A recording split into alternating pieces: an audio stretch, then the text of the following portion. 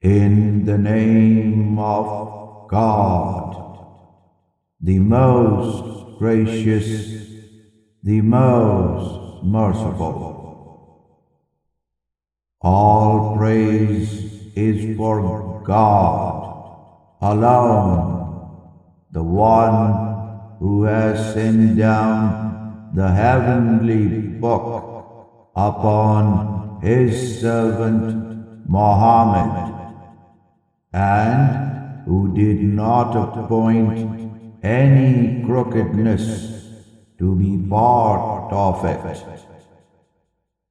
It is an upright guide to forewarn the ungodly of a mighty chastisement in the hereafter from God Himself, and to give glad tidings of everlasting delight in paradise to the believers, those who do righteous deeds, that for them there is an excellent reward awaiting there. Therein they shall remain forever. Moreover, it forewarns those who say, God has taken for Himself offspring. They do not have any knowledge of this, nor had their forefathers. It is a heinous word that issues from their mouths. They say nothing but a lie. Yet perhaps, O Prophet, you would consume yourself, sorrowing upon their traces, if they will not believe in this divine discourse. Know that, indeed, we have made all that is on the earth as an adornment for it, only to test them as to which of them is best indeed. For certainly, at the end of time, we shall most surely make all that is on it a barren plain of dust. Now, O Prophet, do you deem the account of the companions of the cave and the tablet recording the inscription of it to be among the most wondrous of our signs? Behold, they were a group of youths who took shelter in the cave apart from their people, and they said, Our Lord, grant us mercy from your own providence, and furnish us in our present circumstances with right guidance. So we struck a seal of sleep upon their ears in the cave for a great number of years. Then we awakened them so that we might distinguish which of the two parties among them would best enumerate the length they had abided in the cave. We now relate to you their tidings with profound truth, Indeed, they were youths who believed in their Lord alone. So we increased them in guidance. Thus we secured their hearts when they stood before their people and proclaimed, "Our Lord is the only Lord of the heavens and the earth. Therefore, never shall we call upon any God apart from Him. For very truly we would have then uttered an outrageous lie. These, our people, have taken gods in worship apart from Him, who alone is the one God. If only they would come forth with manifest authority for their worship of them. For who does a greater wrong than one who forges lies against God? And so they said to one another, "Since you have withdrawn from them and from what they worship other than God, then take shelter in the cave. Your Lord will unfold for you something of His mercy, and He will furnish you in your present circumstances with good facility to meet your needs. And had any of you people been in witness, you would have seen the sun as it rose inclining away from their cave toward the right, and as it set declining away from them toward the left, while they were asleep in a deep hollow within. This is of the miraculous signs of God. Whomever God guides, then he is truly guided. But whomever He leaves to stray, then never shall you find for him any rightly guiding patron. Moreover, you would have thought them awake, though they lay sleeping. For we turned them on their right sides and then on their left, while their dog stretched forth his forelegs at the threshold. Were you to have come upon them, more surely you would have frantically turned away from them in flight, for you would have been filled with horror at the sight of them. And so it was that at last we awakened them. Thus they questioned each other.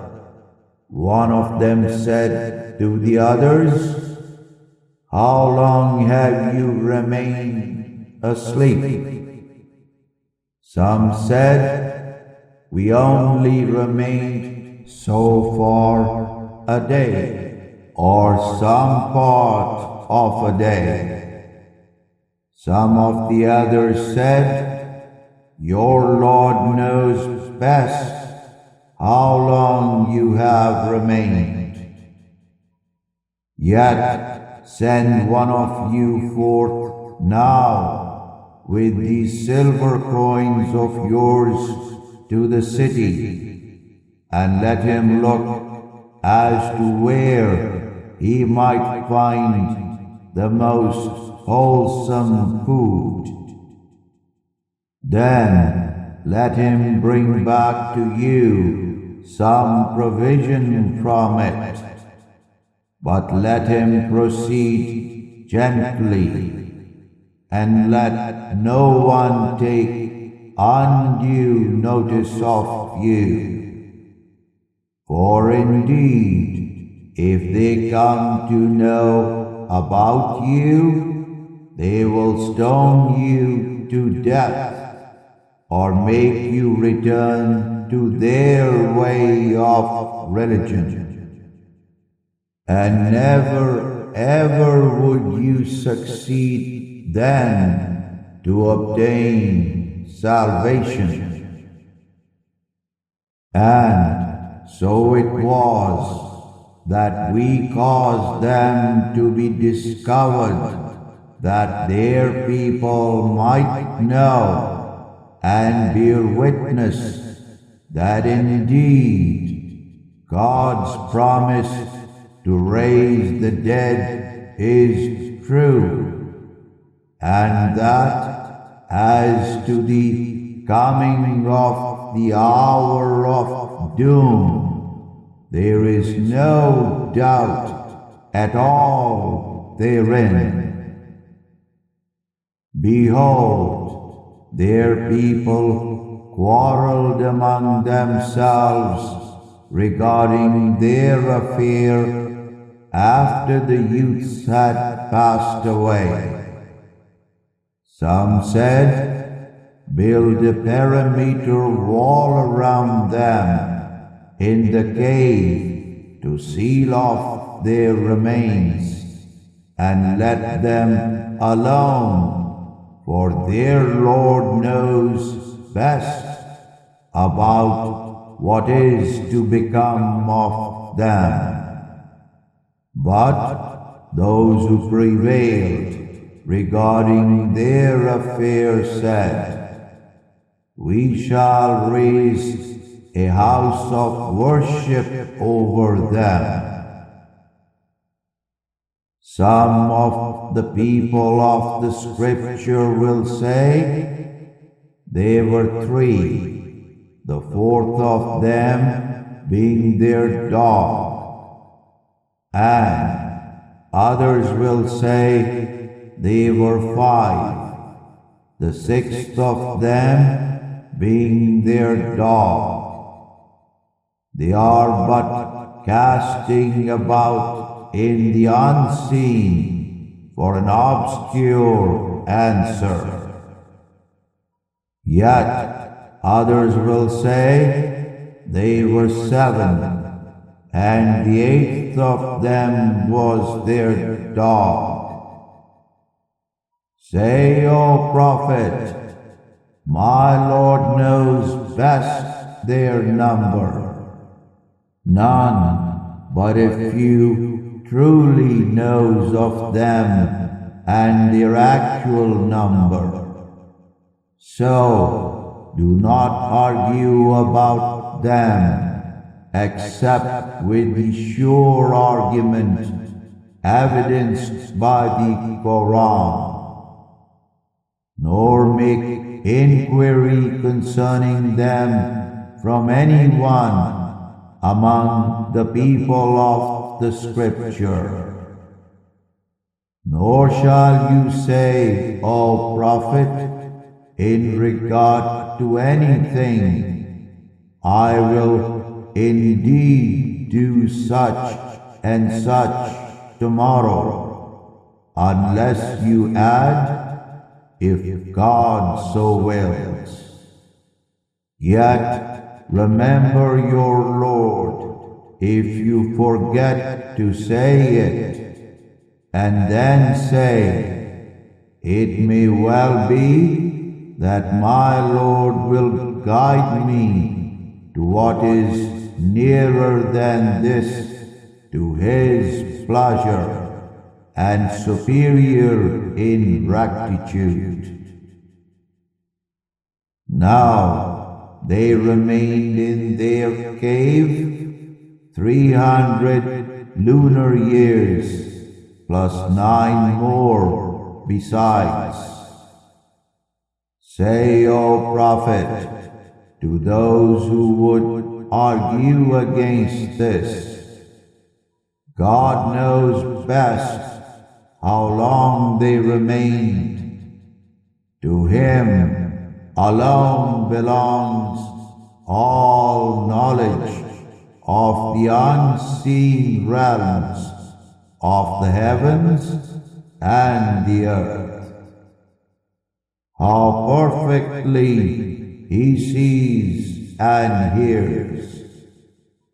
They do not have, apart from Him, any patron, for He does not share His sovereignty with any one. So continue to recite what has been revealed to you from the book of your Lord. For there is none who can replace His words, and never shall you find, apart from Him, any refuge. Moreover, keep yourself patient in the company of those humble believers who call upon their Lord with devotion in the morning and in the evening, desiring only His face. Nor shall you turn your eyes from the likes of them, desiring the adornment of the life of this world.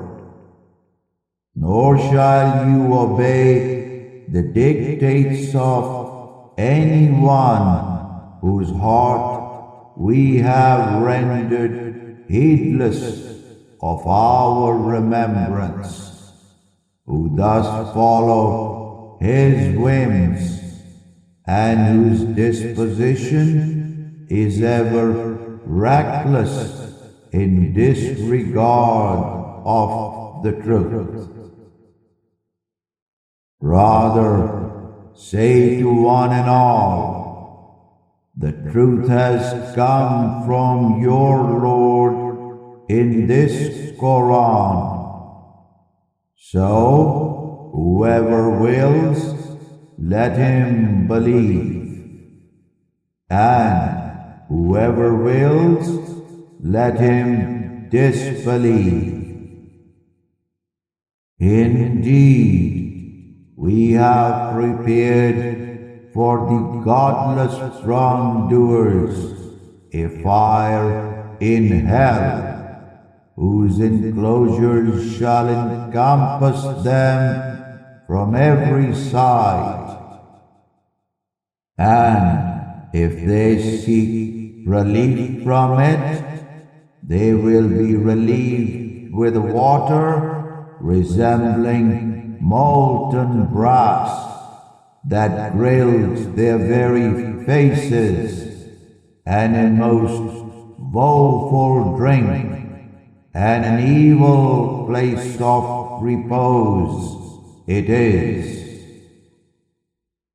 As to those who believe and do righteous deeds, never will we waste the reward of whoever has excelled in doing good works.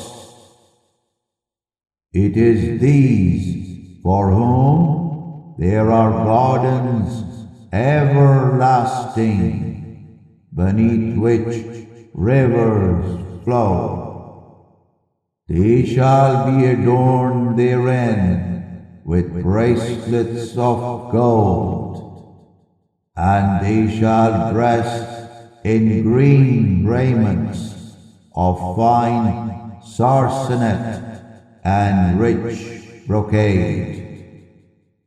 They shall recline therein on canopied couches, and a most commendable reward, and a most excellent place of repose.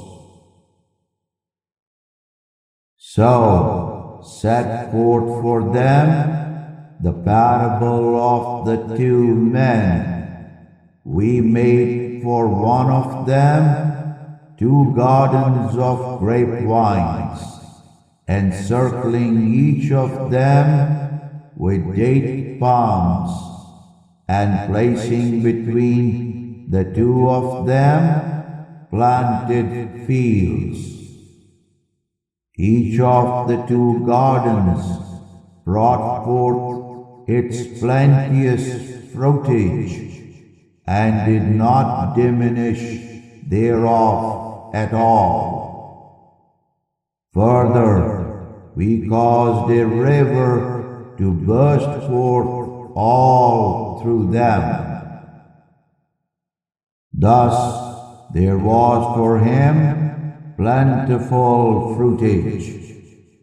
So he said to his friend in his company one day, while he was conversing with him, I am greater than you in wealth, and mightier in kinsmen.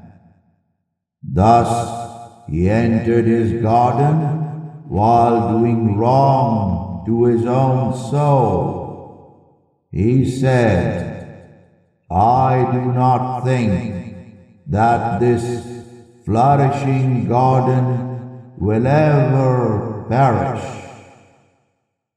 nor do I think that the hour of doom will ever come. And even if I am to be returned to my Lord, more surely I shall find far better than this as my destiny. His friend said to him, while he was conversing with him, have you disbelieved in the one who created you from dust, then from a sperm drop, then formed you as a man? Yet, indeed, he is God, my Lord, and never will I associate anyone as a God with my Lord. Now, if only when you had entered your garden, you would have said, such as God willed, there is no power except with God. If you see that I myself am given less than you in wealth and children, yet perhaps my Lord will give me better than your garden, and send upon this one a firebolt from heaven, so that it shall become no more than a slippery level plain. Or perhaps its water may suddenly become deeply sunken in the ground, such that you will never again be able to seek it out. And so it was that his fruitage was utterly engulfed by a firebolt. Thus he began to wring his hands over what he had spent therein, for it was toppled, desolate upon its trellises. Thus, repeatedly, he kept saying, "Oh, alas for me! Would that I had never associated anyone with my Lord, the everlasting One. Nor did he have any fellowship to help him against God, nor was he even able to help himself. Then and there it became clear that all authority is for God alone, the sole truth. It is He who is best in bestowing reward and best in ensuring a blissful outcome. Hence, set forth for them the parable of the life of this world. It is like the water that we send down from the sky. Then the plants of the earth briefly mingle with it and grow lush. Then they become dry stalks that the winds utterly scatter. For God alone holds invincible power over all things. Wealth and children are the adornment of the life of this fleeting world, yet abiding deeds of righteousness are far better in reward with your Lord in the hereafter, and a far more excellent fulfillment of every hope in this life.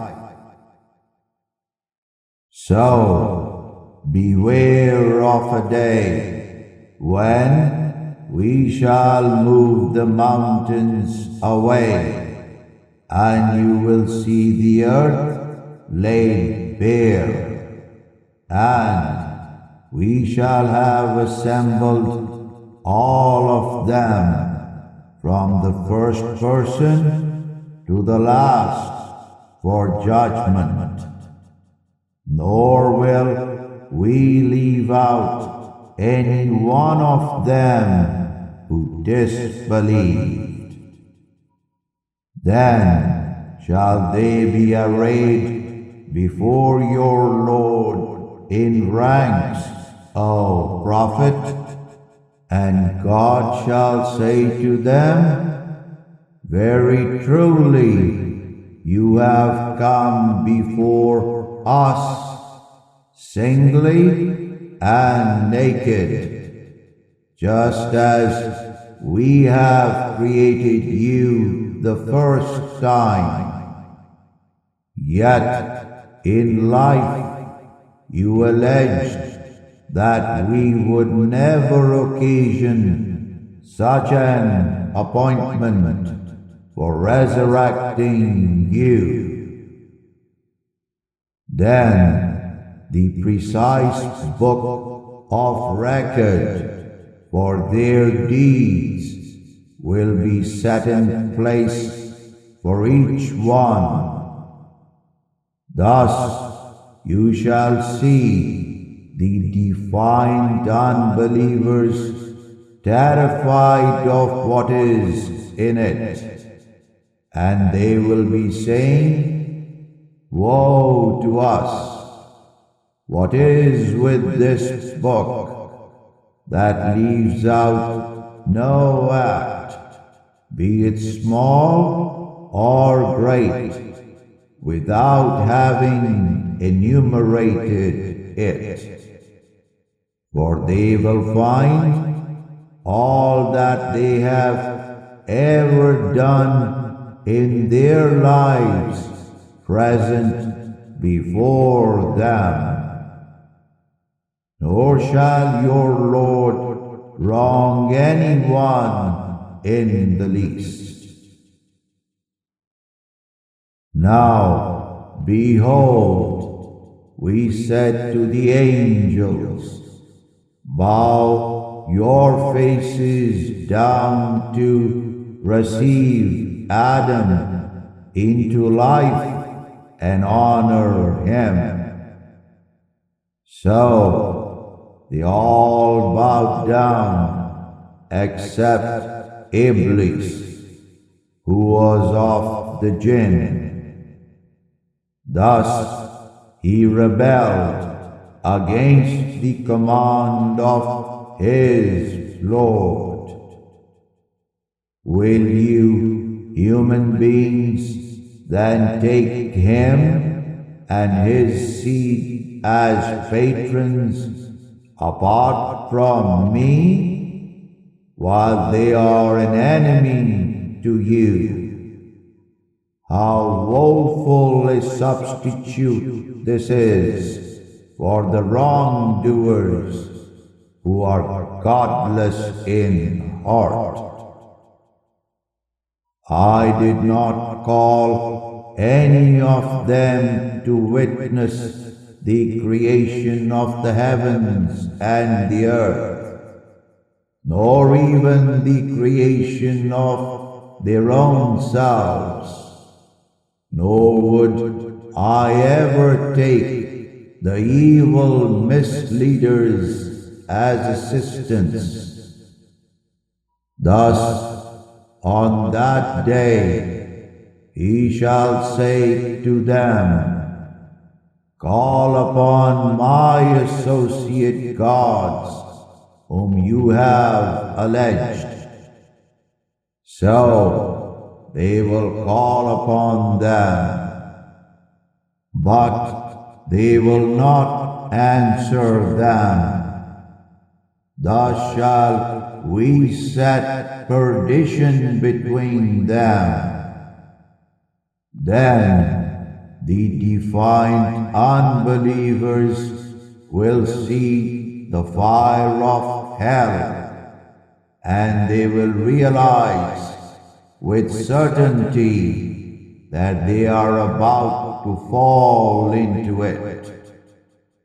Yet they will find no escape from it. Now, truly indeed, we have buried in this Quran something of every kind of illustration for the good of all people. Yet, of all things, man is most argumentative.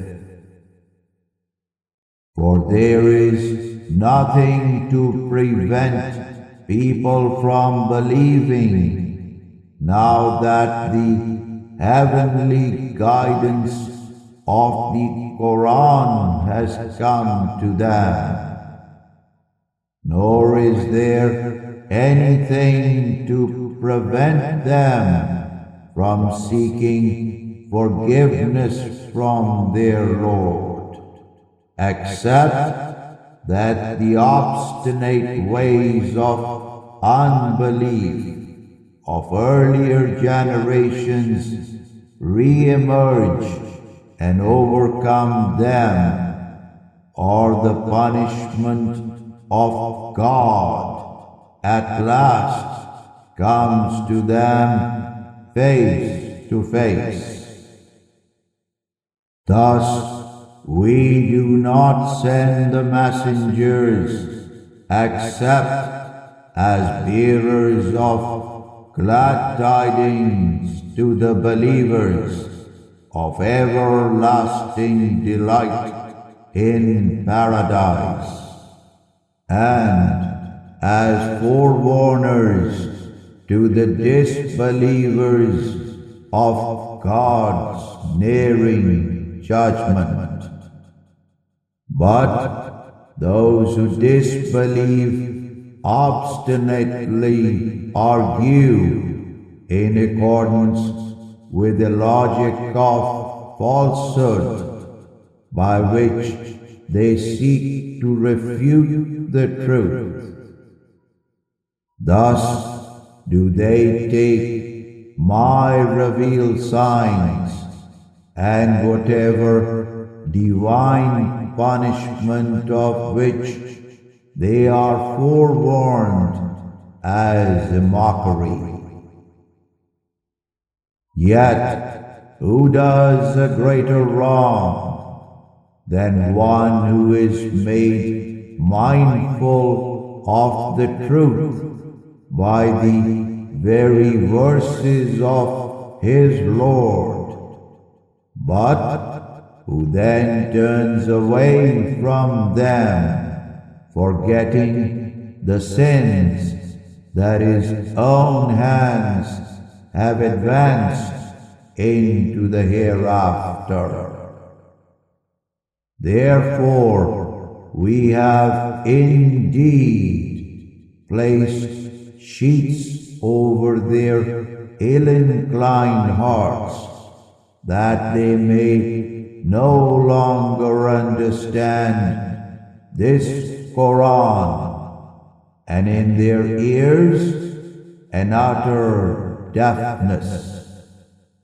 So, though you call them to faith, O Prophet, by means of this heavenly guidance, still never shall they be guided ever. Yet your Lord is the all-forgiving, the possessor of mercy. For were he to seize them suddenly in accordance with the sins that they have earned, he would certainly hasten on the torment for them. But rather they have an appointed time for judgment, apart from which they shall never find asylum. And so it was with all such communities that we destroyed when they did wrong. We set an appointed time for their destruction. Now, behold, Moses said to his young attendant, I will not quit my quest for knowledge until I reach the confluence of the two seas, or else I shall go on for ages. So, when they reached the confluence between them, there they rested and forgot their fish that they brought for sustenance, which then made its way into the sea, slipping away wondrously. So after they had proceeded and left it behind, he said to his young attendant, "Bring us our midday meal. Very truly, we have encountered great weariness in this journey of ours."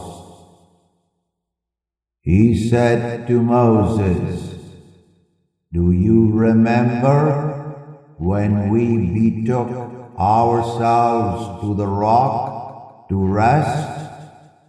Indeed, I forgot the fish there, and none but Satan caused me to forget it, and to forget that I should mention it to you, for it had made its way into the sea so wondrously."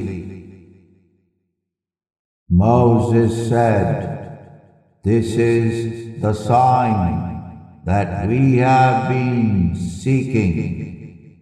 So they turned back, retracing their footsteps to the rock, and there they found a distinguished servant from among our servants, for we had granted him mercy from our providence, and we had taught him much knowledge from our own. Moses said to him, "May I follow you on condition that you teach me whatever right guidance you have been taught by God?" God's servant said, "Indeed, you can never be patient enough to bear with me. For how can you be patient with an experience you do not comprehend?"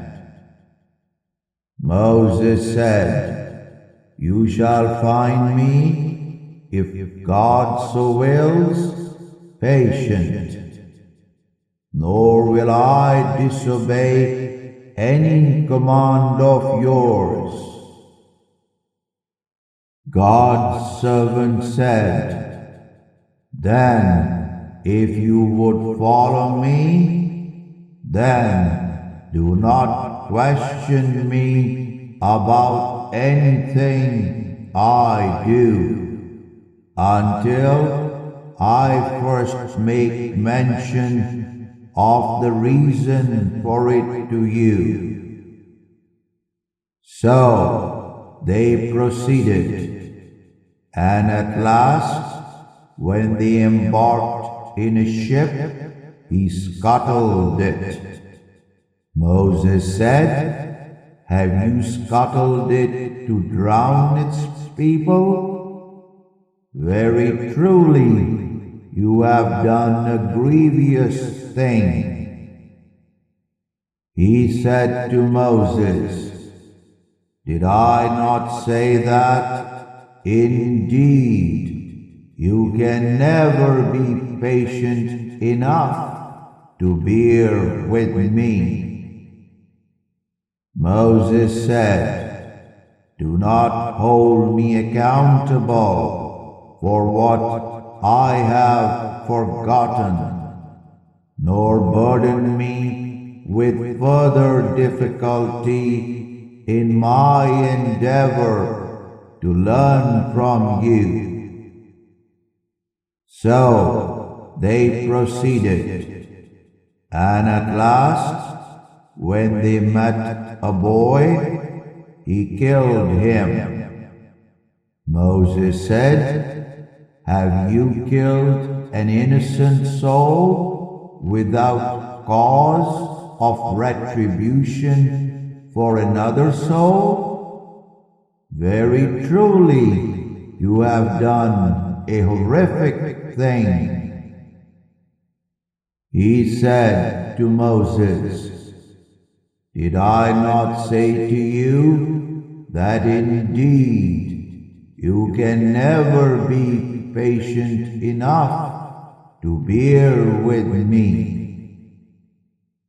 Moses said, if after this I question you about anything else, then no longer keep me in your company. You have already attained enough excuse making on my part. So they proceeded, and at last, when they came upon the people of a town, they requested food from the hospitality of its people. But they refused to host them. So they found in it a wall ready to topple over. Thus he reinforced it and set it upright. Moses said, had you wished, you could have taken pay for it. God's servant said, this is the parting between me and you. I shall now tell you the reality of the interpretation of all that you could not abide with patience. As for the ship, it belonged to indigent people working at sea. Thus, I intended only to slightly impair it, for I knew that behind them was a disbelieving king, seizing every seaworthy ship by force. And as for the boy, his parents were true believers, and based on revealed knowledge, we feared that he would oppress them with transgression and unbelief. Thus, we desired that their Lord should grant them instead another son far better than him in the purity of his heart and closer to them in loving mercy. And as for the wall, it belonged to two orphan boys in the city, and beneath it was a treasure hidden for them. Now their father was a righteous man.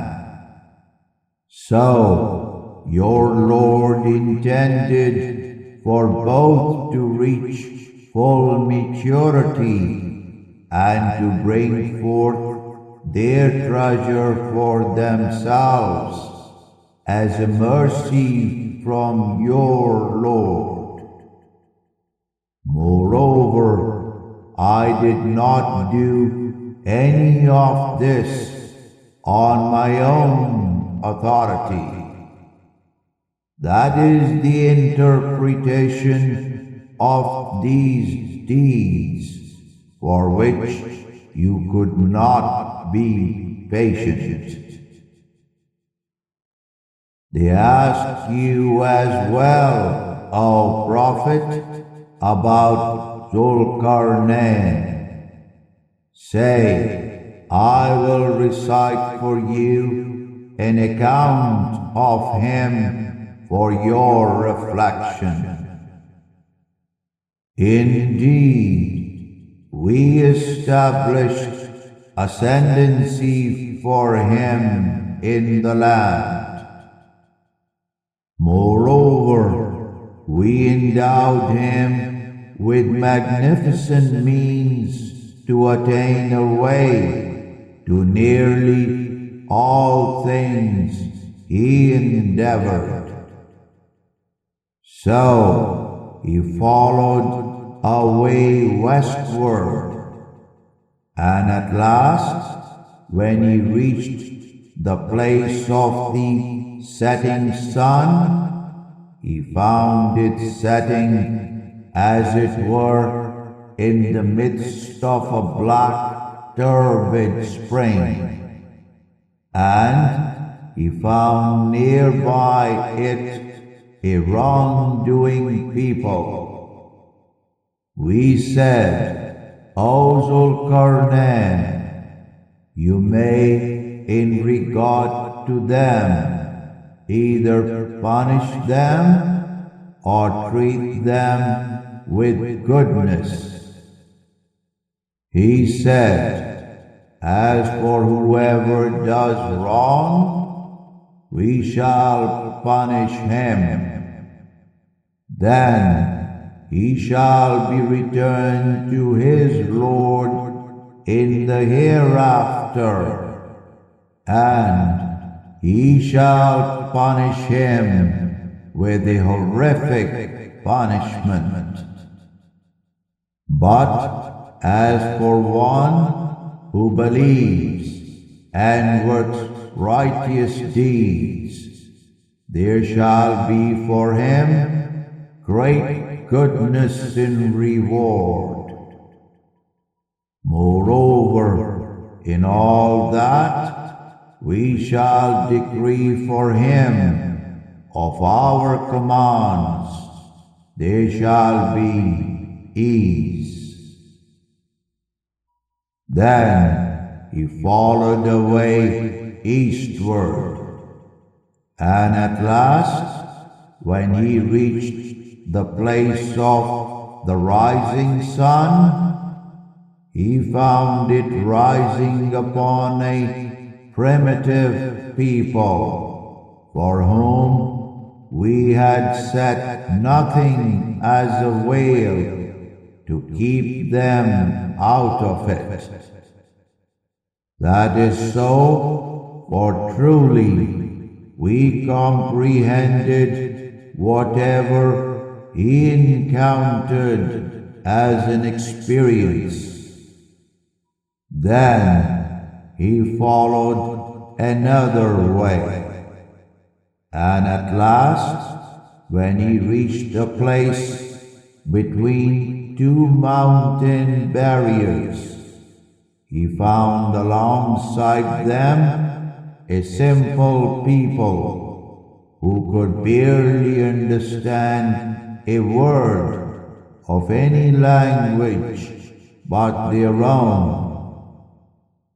They said, O Zulkarnain, indeed the people of Gog and Magog are sowers of corruption in the land.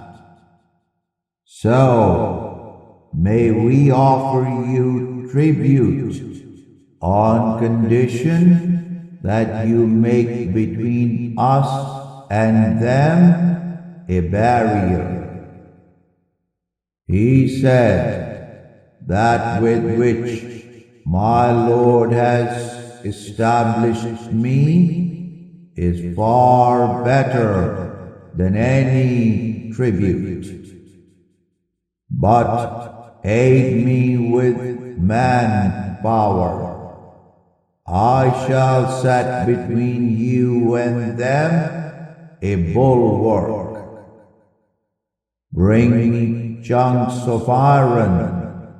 Then, when he leveled up the passage between the two mountain cliffs with it, he said, blow with your bellows.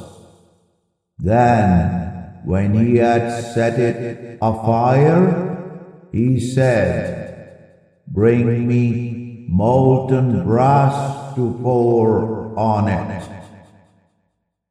Thus, the Gog and Magog were unable to scale it, nor could they tunnel through it. He said, "This is a mercy from my Lord." But when the promise of my Lord comes to pass on Judgment Day, he shall turn it into rubble. And the promise of my Lord is ever true. For we shall let some of them on that day surge over the earth against others, and then the trumpet of resurrection shall be blown. Then we shall gather them all in one single gathering. And on that day we shall bring hell to the disbelievers on display for those whose eyes were shrouded in a veil of unbelief against seeing the signs of my remembrance in life, nor were they able to hear them in God's revelations or from His messengers. Do those who disbelieve think that they may take my servants as patrons apart from me? Indeed, we have prepared hell for the disbelievers as an everlasting hospitality. Say to them, shall we tell you about the greatest losers with respect to deeds? It is those who striving astray from God's way in the life of this world, while yet they think that they are doing most excellent work. These are the ones who have disbelieved in the revealed signs of their Lord, and who deny resurrection and His inevitable meeting for judgment in the hereafter. Thus, their good works are rendered utterly futile with God. For on the day of resurrection we shall not give to them any weight at all. That shall be their recompense, hell, for having disbelieved and taken my revealed signs and my messengers in mockery.